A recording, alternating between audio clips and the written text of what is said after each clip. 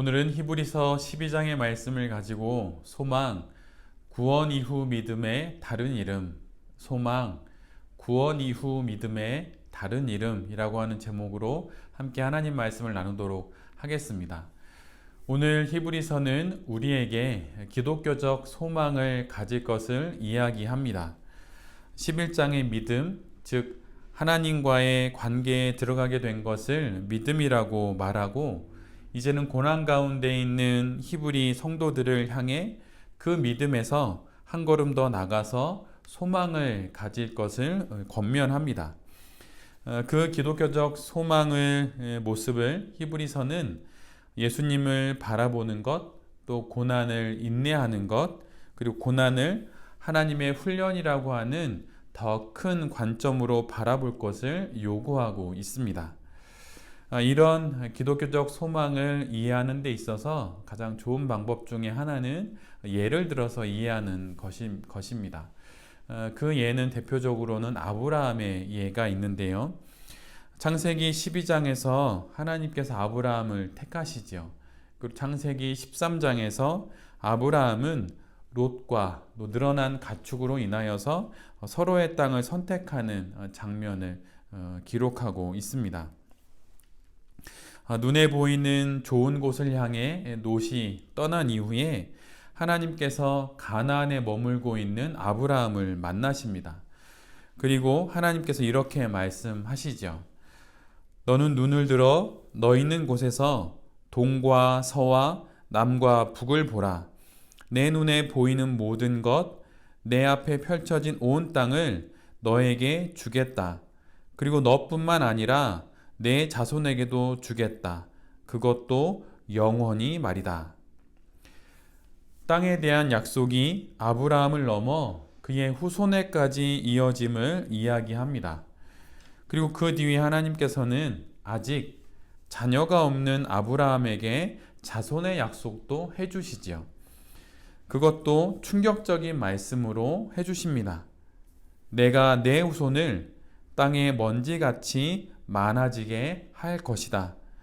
먼지들을 사람들이 셀 수 없듯이 너의 자손도 그렇게 많을 것이다. 일어나서 걸어보거라. 이 모든 것을 내게 주겠다. 땅의 먼지를 셀 수 없듯이 아브라함의 후손도 그렇게 셀 수 없이 많아질 것이라고 하나님이 말씀하십니다. 그리고 일어나서 아브라함의 발로 그 땅을 걸어보라고 말씀하시죠. 여기서 땅을 두루 밟아보는 것은 땅의 소유권이 법적으로 인정되도록 하는 상징적인 법률 행위입니다. 이 땅의 소유권이 이제 아브라함에게 넘어갔다는 것을 의미하는 것이죠. 아브라함이 창세기 12장 1절로 3절에서 하나님의 말씀을 듣기만 했다면 세월이 지난 지금 아브라함은 자신의 눈으로 그리고 발로 하나님의 약속을 받고 있는 것입니다. 소유하게 되는 것이죠. 듣는다는 것은 어딘가에 있다는 것이고, 본다는 것은 아직 멀리 있다는 것이며, 만진다는 것은 바로 곁에 있다는 의미입니다. 그런데 지금 아브라함이 그렇게 하나님의 약속을, 하나님의 말씀을 보았고, 이제는 보았던 그 말씀을 만지고 있는 것입니다. 그런데 지금 아브라함이 하나님의 말씀을 보고 만지는 곳이 혹시 어디인지 아십니까? 그곳은 바로 베델과 아이 사이예요. 척박한 산지 그 한 가운데서 지금 아브라함은 하나님의 말씀을 보고 있고 또한 만지고 있는 것입니다. 여호와의 동산과 같은 그런 땅이 아닙니다. 척박한 산 한 가운데서 하나님의 말씀을 듣고 있는 것입니다. 그곳에서 여호와를 위한 제단을 쌓고 여호와의 이름을 부르며 하나님의 약속을 지금 붙잡고 있는 것이죠. 그리스도인의 삶은 신앙을 기반으로 하는 삶입니다. 신앙을 기반으로 하지 않는다면 그 삶은 비그리스도인과 아무런 차이가 없는 것이죠. 환경을 기반으로 하거나 조건을 기반으로 하지 않습니다. 달리 말하면 그리스도인의 삶은 기독교적 소망을 갖고 있는 삶이라고 할 수 있어요. 지금 눈앞의 현실을 스냅 사진처럼 보는 것이 아니라 큰 그림으로 보는 것입니다. 인생을 한 장의 사진이 아니라 연속되어지는 영화처럼 드라마처럼 보는 것이죠. 이 기독교적 소망이 마침내 부활의 소망으로까지 이어집니다. 아브람이 자신이 서 있는 척박한 땅과 롯이 향했던 요단 저지대의 풍요로운 땅 중 어느 곳이 더 좋은 땅이라는 것을 혹시 몰랐을까요? 아브람은 평생을 목자로 살았던 사람입니다. 그의 경험, 그의 인생의 수많은 노하우들이 무엇이 더 좋은 땅이고 어느 것이 더 안 좋은 땅인지는 쉽게 구분할 수 있게 했겠지요. 만약 또 아니라면 척박한 땅에서 아브라함이 누구도 보지 못하는 뭔가 특별한 것을 발견하는 신통한 능력이 있거나 혹시 대범함이라도 가지고 있던 사람일까요?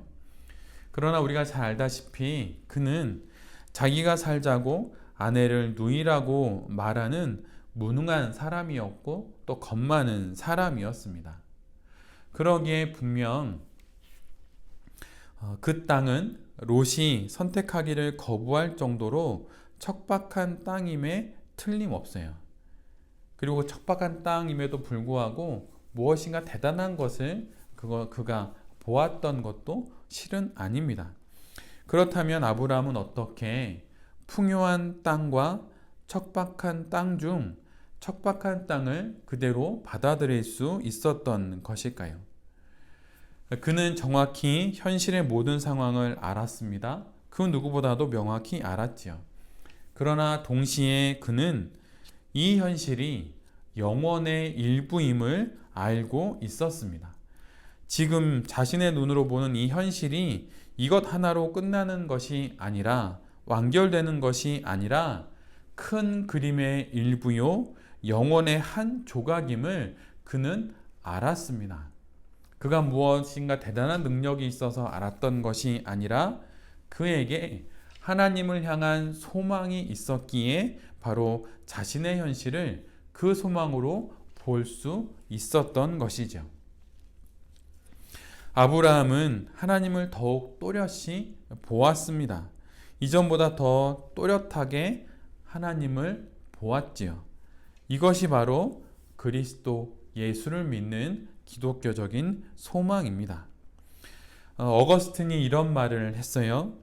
우리가 하나님께 적응한 만큼만 우리는 하나님을 볼 수 있다. 우리가 하나님께 적응한 만큼만 하나님을 볼 수 있다. 지난 세월 아브라함은 여러 일들을 겪으며 하나님을 만났고 수많은 우여곡절을 겪으면서 하나님께 점점점 더 적응해 갔습니다. 영혼의 렌즈를 좀 더 크게 가질 수 있었고 이젠 하나님을 더욱 잘 볼 수 있게 된 것이지요. 하늘 너머 저 멀리 계신 하나님을 볼 수 있는 영혼의 망원경과 세미한 하나님의 음성도 살필 수 있는 영혼의 현미경을 그는 갖고 있었던 것입니다. 척박한 땅과 풍부한 땅이라는 현실을 볼 수도 있었고 베델과 아이 사이에 계신 하나님도 볼 수 있었던 것이죠. 비록 그는 지금 현실 속에 있지만 지금의 이 현실과 미래 사이에 현실보다 크신 하나님이 계시다는 것도 알고 있었던 것입니다. 그래서 이 땅과 영원 사이에 서서 하나님을 볼 수 있는 그 눈으로 지금 소망을 품고 자신의 삶에 선택을 하고 자신의 삶의 길을 걸어갈 수 있었던 것이죠. 우리 모두는 지금 구원 이후를 살고 있습니다. 이 시점, 이 시제, 이 시간을 기억해야 합니다. 내가 지금 언제를 살고 있고 어느 때를 살고 있는지를 아는 것은 매우 중요하지요. 구원을 받기 위해 구원을 목표로 사는 것이 아니라 구원받은 이후를 구원을 시작점으로 삼아 지금을 살고 있는 것입니다. 그렇다면 이 과정을 어떻게 살아야 할까요? 그것은 믿음의 다른 이름인 소망으로 구원 이후를 살아야 합니다. 그럴 때 어거스틴의 말처럼 우리는 점점 더 하나님께 적응하게 되며 하나님께 적응한 만큼 하나님을 더욱 제대로 보게 되는 것이죠. 내 삶과 문제에 깊이 관여하시는 하나님을 보게 됩니다. 내 눈앞에 현실이 분명히 있지만, 그래서 이것을 보고 겪고 있지만, 이 현실과 영원 사이를 온몸으로 덮고 계신 크신 하나님도 더욱 명확히 보게 되는 것입니다. 그리고 나의 오늘의 현실과 나의 내일의 기대를 두 발로 친히 걷고 계신 하나님을 더욱 뚜렷이 보게 되는 것이죠. 어제보다 더 명확히, 오늘보다 더 뚜렷이 말입니다. 아브람은 자신의 현실 속에 그리고 자신의 미래 속에 하나님이 계시다는 것을 알고 있었어요. 그것을 소망으로 볼 수 있었습니다. 그래서 그는 풍요와 풍부의 땅이 아닌 척박한 땅에 그대로 머물 수 있었습니다. 하나님을 보았기에 머물 수 있었던 것이죠. 어떤 이의 말처럼 인간만이 자신이 서 있는 땅의 면적보다 넓게 비추는 빛을 통해 자기 길을 찾는 법입니다. 내가 딛고 있는 땅, 이 땅보다 더 넓게 비추는 저 하늘의 빛을 통해서 자기의 길을 찾아가는 것이 바로 사람이라고 하는 거예요. 지금 아브람은 척박한 땅에 서 있는 자신을 더 넓게 비추는 빛이 하나님이라는 것을 알고 있었습니다. 그것이 바로 기독교적인 소망이라고 하는 것이죠. 그리고 아브람은 그 소망으로 자신의 길을 택할 수 있었던 거예요. 빛이신 하나님이 계시기에 그것으로 충분하다 여기고 하나님이 계신 곳으로 떠나기도 하고 하나님이 계신 곳에 머물기도 하는 것이 바로 믿음입니다. 그리고 이 믿음이 구원 이후에 소망으로까지 연결되어지는 것이죠. 소망에 대한 이해의 방식들이 바뀌면 삶을 대하는 태도도 달라지는 법입니다. 아브라함처럼 말이죠. 지금 아브라함은 삶을 대하는 태도가 바뀌고 있어요. 바로 하나님을 믿는 그 믿음에서 시작된 그 소망으로 인하여서 삶을 대하는 태도가 바뀌고 있는 것입니다. 암에 걸리면 삶을 대하는 방식들이 바뀌지 않습니까? 먹는 것, 생각하는 것, 생활의 패턴 모든 것들이 바뀝니다. 암이 삶을 바꾸는 것이죠. 암이 삶을 대하는 태도를 바꾸는 것입니다. 이처럼 기독교적인 소망을 가질 때 우리의 삶 역시 이처럼 바뀌게 되는 것이죠. 더 깊은, 더 높은 기독교적 소망으로 우리에게 주어진 단 한 번, 그러기에 마지막인 이 인생을 소망의 사람이 되어 아브람처럼 구원 이후를 소망으로 살아가는 우리 모두가 되기를 간절히 바랍니다. 또한 기독교적 소망을 이해하는 또 좋은 예는 탕자와 그의 형인 큰아들의 이야기에서 우리는 좀 더 소망을 이해할 수 있습니다. 이 비유에서 탕자는 우리가 잘 알고 있는 성경 안의 또 다른 인물인 십자가의 강도와 똑같은 인물입니다. 모든 것을 탕진하고 아버지의 집으로 돌아가며 탕자가 이렇게 이야기하죠. 자신이 아버지 집에 종으로라도 받아들여지면 좋겠다라는 이야기를 합니다. 그런데 아버지는 그를 융숭하게 대접합니다. 깨끗이 씻기어서 새 옷을 입히고 가락지를 끼우고 성대한 장치상을 베풉니다. 아버지의 유산을 미리 받아서 자기 마음대로 해볼 것 다 해보고 이런 환대까지 그는 받게 됩니다. 그런데 이 모습은 십자가상의 그 강도와 매우 유사해요. 예수님 믿기 전에 온갖 악행을 다 저지르고 죽기 직전 믿음의 고백으로 예수님이 그를 구원하십니다. 탕자도 강도도 그들의 악행에도 불구하고 구원을 받게 됩니다. 그래서 많은 성도들이 이런 삶을 살았던 탕자와 또 구원받은 강도를 부러워합니다. 해보고 싶은 것 마음대로 다 해보고 구원까지 받았기 때문이지요. 탕자와 이 강도를 이처럼 부러워하는 이유는 기독교적 소망으로 살아가는 구원받은 이후의 삶의 영광을, 그 기쁨을, 그 의미를 모르기 때문입니다. 그래서 해볼 것 다 해보고 죽기 직전에 구원받기를 원하는 것이죠. 중세의 왕들이 세례를 미루고 미루다 죽기 직전에 받기를 원했던 것처럼 말입니다. 그러나 여기서 우리가 기억해야 하는 것은 성대한 잔치가 끝난 후 돌아온 탕자에게는 이제 큰아들처럼 살아야 하는 삶이 남아 있다는 사실입니다. 잔치가 목적이 아니라 잔치 이후의 삶이 목적입니다. 구원이 목적이 아니라 구원 이후의 삶이 목적입니다. 그것을 모르기에 탕자를 부러워하고 십자가에서 마지막 순간에 구원받은 강도를 부러워하는 것이죠. 구원은 종착지가 아니라 출발지입니다.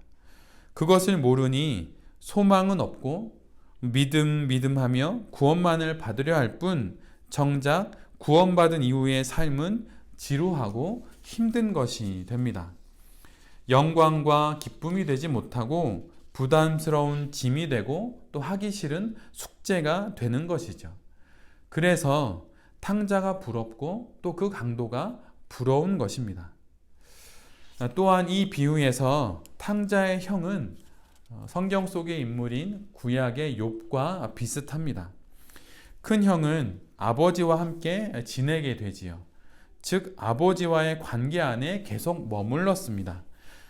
구원을 받고 있는 것이죠. 구원을 받은 것입니다. 그런데 그 관계 안에서 열심히 일을 했지만 집 나간 동생이 돌아오자 그 동생이 누리는 것들을 보면서 그가 어떤 마음으로 아버지 곁에 있었는지가 그대로 드러납니다. 집 나갔다 돌아온 동생에게 잔치를 베풀어주는 아버지의 모습에 아들은 잔뜩 화가 납니다. 아버지 곁에서 열심히 살았던 자신에게는 양 한 마리 잡아주지 않았던 아버지를 야속하게 생각하지요. 그리고 집 나갔다 돌아와서 화려한 옷을 입고 가락지를 끼고 잔치상을 받는 동생을 부러워합니다. 그리고 그래서 그는 아버지에게 이렇게 말하죠. 아버지, 왜 이러십니까? 아버지 곁에서 오래도록 수고한 저에게는 이런 잔치 한번 베풀지 않아 주셨지 않습니까? 이렇게 따져 묻게 됩니다. 이런 그에게 아버지는 이렇게 말하지요. 내 것이 모두 너의 것인데 무엇하러 동생을 부러워하느냐? 내 것이 다 내 것이다. 그런데 아들은 이 말을 이해하지 못합니다. 이 말이 무슨 뜻인지 알아듣지 못해요. 큰아들은 아버지 곁에 있는 그 삶을 넘어서 아버지 것이 모두 자신의 것이 되는 삶으로까지 자신이 초대되었다는 것을 알지 못했습니다. 여기서 아버지는 마치 욥기에 나오는 욥을 귀로만 듣던 하나님을 지나 눈으로 보는 하나님과의 관계로까지 이끄시는 하나님과 같은 모습입니다. 욥은 자신에게 닥친 고난 앞에서 하나님께 큰아들처럼 이렇게 따져 묻죠. 하나님, 왜 이러십니까? 제가 하나님께 날마다 제사를 드리고 늘 당신을 섬기며 살았는데 왜 제게 이러십니까? 그러자 하나님께서 이렇게 말씀하시는 것입니다. 더 가자. 더 앞으로 가자. 나와 더 깊은 관계를 맺는 그곳까지 가자. 내 것이 모두 내 것이 되는 그곳까지 함께 가자. 이렇게 말씀을 하십니다. 그런데 이 말이 무슨 말인지 모르니 욥은 계속 헤매게 되고 형은 돌아온 동생을 부러워하는 어처구니 없는 일을 벌이게 됩니다.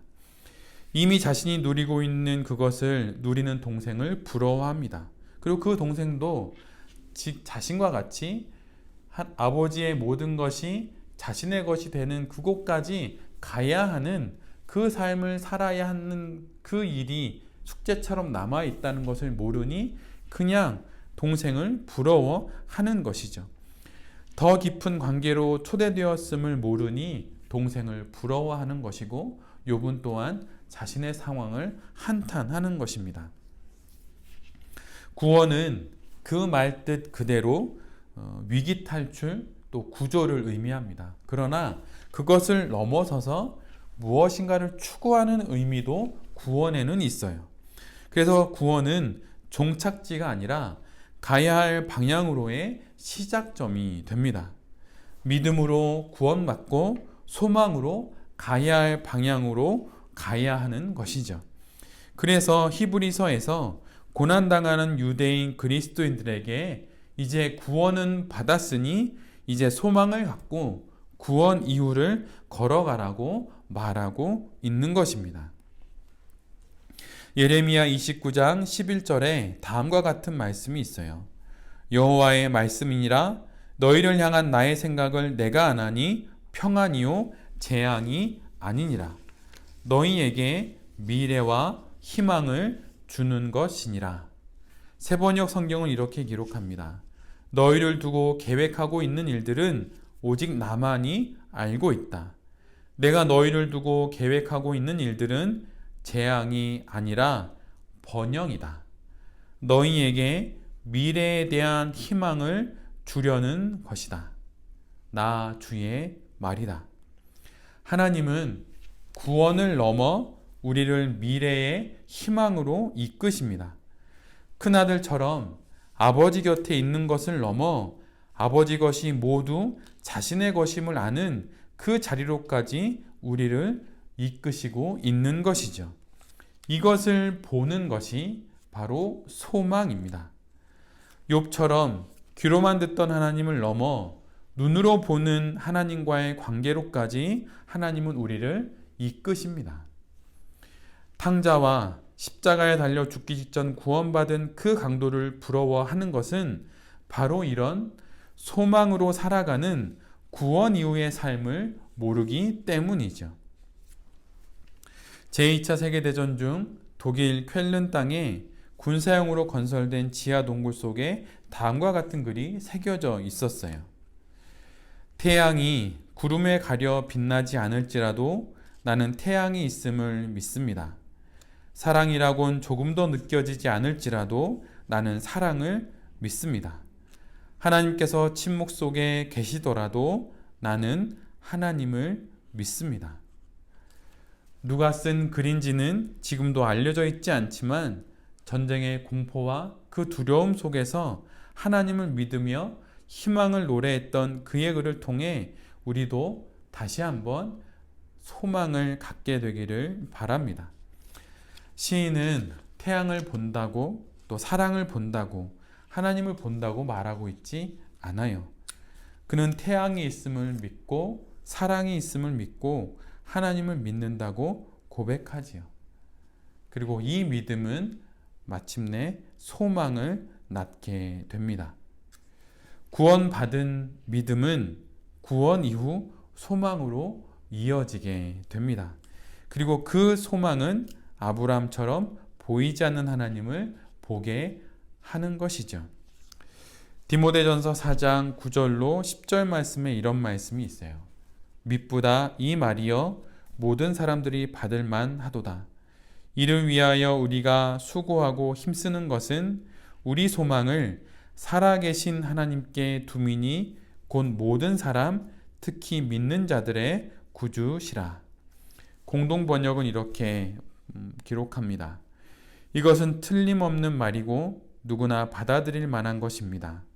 우리가 수고하며 싸우는 것은 모든 사람, 특히 믿는 사람들의 구세주이신 살아계신 하느님께 희망을 걸고 있기 때문입니다. 구원은 믿음으로 받습니다. 그러나 구원 이후는 믿음의 다른 이름인 소망으로 살아가는 것입니다. 이 소망을 갖고 믿음으로 구원받는 것을 넘어 소망으로 구원 이후를 살아가는, 그래서 하나님께 모든 것을 걸고 살아가는 우리 모두가 될 수 있기를 간절히 기도드립니다. 구원, 그것은 우리의 종착지가 아니고 우리의 시작점입니다. 믿음으로 구원받고 이제는 구원받은 이후를 소망으로 살아가는 모든 성도님들과 또 이 말씀을 전하는 제 자신이 될 수 있기를 간절히 기도드립니다. 아멘. 제가 기도하겠습니다. 주님, 더 깊고 더 높은 그리고 더 넓은 소망으로 살게 하여 주시옵소서. 구원하고 믿음하며 정작 주님을 믿은 이후 구원을 받은 이후 더 길게 살아야 하는 그 삶을 탕자의 큰아들처럼 살아가지 않게 하여 주시옵소서. 아브라함처럼 눈에 보이는 것을 넘어 하나님께 소망을 두고 살게 하여 주시옵소서. 모든 순간, 모든 공간에서 더 깊고 더 높은 소망으로 살기를 소원합니다. 하나님께서 비추시는 그 소망의 빛으로 제 인생의 길을 걸어갈 수 있게 하여 주시옵소서. 이 모든 말씀 우리의 소망이신 그리스도 예수의 이름으로 간절히 기도드립니다. 아멘.